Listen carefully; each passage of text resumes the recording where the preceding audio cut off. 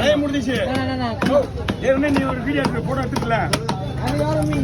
அதுதான் அதே தேவைப்பட அதே ரைட்டு அதே மீன் தான். 3 நாள் லீவ் போடுவீங்க. 3 நாள்லாம் லீவ் கிடையாது. செவ்வாய்க்கிழமை 3 நாள் லீவு.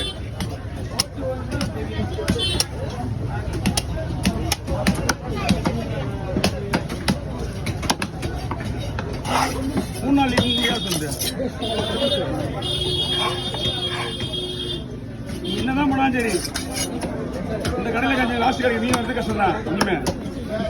ஆனா